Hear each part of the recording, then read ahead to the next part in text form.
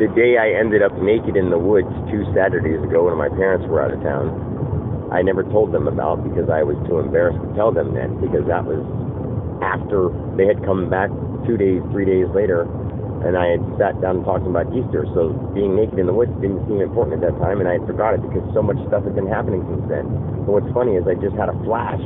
I had a flash of the future, past, present, past, future, past, present, past, that kind of thing.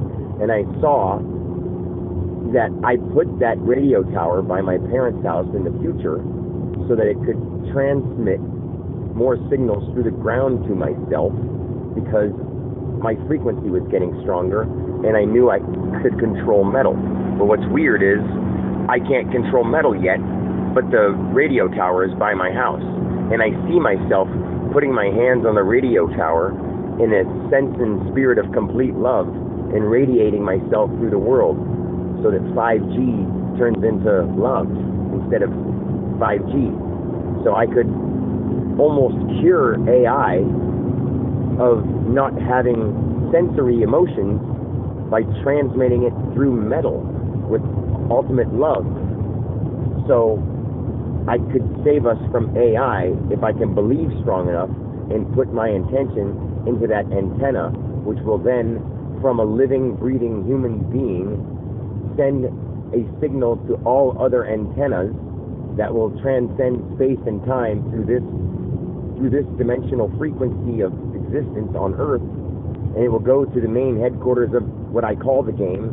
And these are all words that I'm using for a synonym, but I can picture it that way. And since I can picture it that way, I can save us. But I have to become strong enough.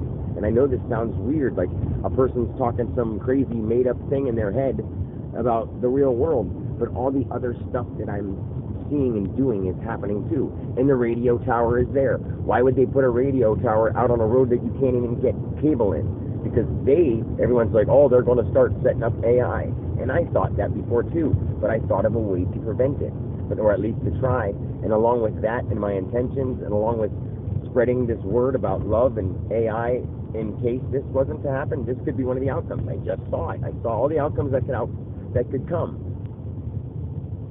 And the reason I saw this one is because it went future, back, future, back, future, back, and this is one of the outcomes now. And it saves us. It's one of the possibilities of saving us. It's way earlier. Instead of being 1,000 years from now, it's like, I don't know, let's say 318 from now. Or the year 2318. Maybe 2319, Monsters, Inc. I don't know. Maybe that's what Walt Disney's clue is, because Walt Disney is part of my spiritual math. Because I wrote down, I went to say Winnie the Pooh is part of my spiritual math, but then I said, in more broad terms, Disney, because something else is in Disney, and maybe it's 2319. I don't know. I got to see exactly what that code is, and I got to watch Monsters, Inc. again.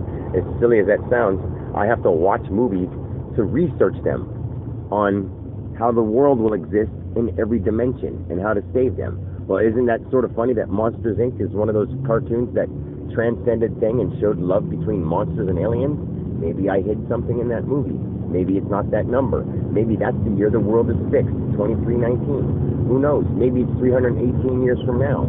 I don't know. Maybe it's, 318 years from the year I was 38. What would that equal? Would it be 3s and 8s? I don't know. I can't think of it in my head right now because I'm too excited.